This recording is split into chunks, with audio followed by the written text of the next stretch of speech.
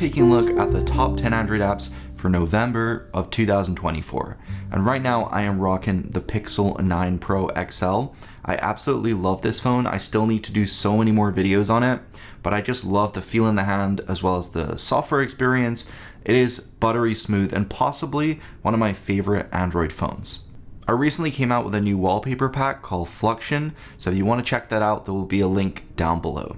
The first app on today's list is called Infuse. This app integrates AI tools throughout your whole phone and every single app. So I'd compare it to the writing tools on the new iOS 18. This brings some of those features, and you can activate it by just a key phrase in your keyboard. So whenever you type out a piece of text, you're able to translate it, grammar check it, rewrite it, as well as even summarize what you've said into something shorter. But there's a bunch of other features inside the app that can help you do things like write email replies as well as generate tweets. App number 2 is called Braindump. Braindump is an app which allows you to record audio and it will transcribe it and then go ahead and summarize it using AI. So it's basically like a voice note-taking app, but it takes it to the next level by just summarizing everything you say.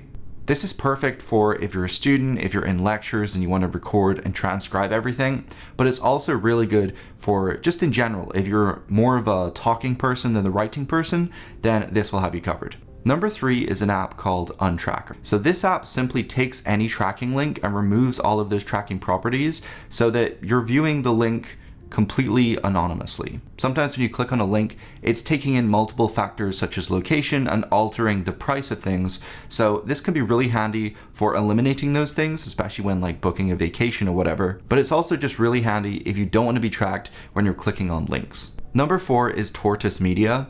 This is a slow news app. So rather than like breaking news, it shows you the most relevant and important to you. And another really nice way it tells you the news is through audio. So you can go ahead and listen to the news almost like podcasts, and it kind of feels like a podcast app, to be honest. But I really love the visuals. It's overall got a super nice clean interface, and I've learned quite a lot from this app. Rather than just reading the news or seeing fake news on social media, you can listen back to podcasts and actually get a better insight as to what's going on in the world. Number 5 is called Thing Count.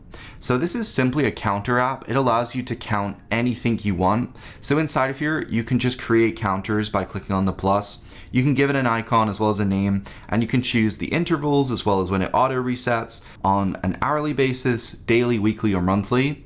And it's just really convenient for keeping track of like a game score with your friends, or even it could be like how many glasses of water you've had today. Number 6 is VidIQ. So this is really helpful for any fellow content creators out there. Anyone making videos will find that it's pretty hard to actually succeed on these platforms. And VidIQ can really help you break down your analytics and your metrics to find out what you're doing wrong. Inside the app, there's real-time insights into your most popular YouTube videos. You can see channel performance compared to other creators, and you can view top search terms that drive traffic to views to your channel. There's a bunch of really helpful tips inside of here, and something great about the app is it's free, so you don't have to pay for the premium version to get a lot of benefits from VidIQ. App number 7 is called SumUp AI. So a lot of you have probably seen the new summarize tool in iOS 18, and I'm a really big fan of it because it just summarizes like spam notifications. So say I get like 10 messages, rather than reading each single one, it will summarize it into like one line so I can just briefly see what the topic is about and whether it's important.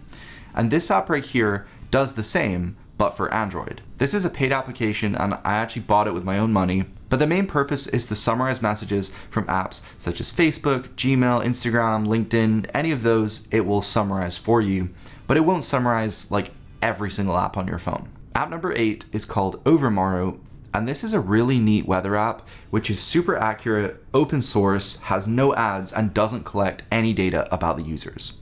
I really like the UI. It is super clean and you can immediately see the humidity levels as well as the wind speeds. There's a bunch of information, even including a radar map of the live weather. And most of the things inside of here are just generic, like how any other weather app would be. But considering it doesn't track and it doesn't have any ads or bloatware, I really like it. Inside the settings, there is an appearance section, so you can completely customize the color choice of this app, which is nice. But yeah, it's just a really simple weather app, but I am really digging it this month and I've been using it quite a lot. Number 9 is an app called SoundTap. This allows you to add some extra functionality to your volume keys on your phone. Inside of here, you can add an action for a long hold of the volume up or volume down key, and even add double click actions. It also allows you to extend this functionality to your volume keys on your headphones, which is pretty awesome. And you can have different actions depending on whether your device is asleep or awake. At number 10 is Chrono, and this may be one of my favorite apps in today's list. It is a clock application and it isn't in the Play Store. Kind of reminds me of the Google Clock app, honestly, but it has a lot more functionality. So I have a super bad habit of just switching off alarms and falling back asleep. And that's not a good thing, right? Alarms are meant to wake you up.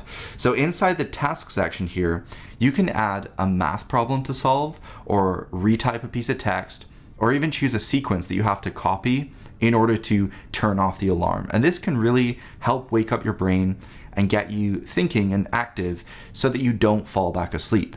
You can also set alarms for specific dates every single month, or even set alarms bi-weekly. So yeah, they are my 10 apps for November of 2024. And if you want to help support me and my channel, you can go ahead and purchase my wallpaper pack using the link down below. Fluxion is a brand new pack that I just released a couple of weeks ago, and I will put a code down below so you can get a small discount just for watching till the end of this video. So yeah, thank you so much. I will see you all in the next one. Peace.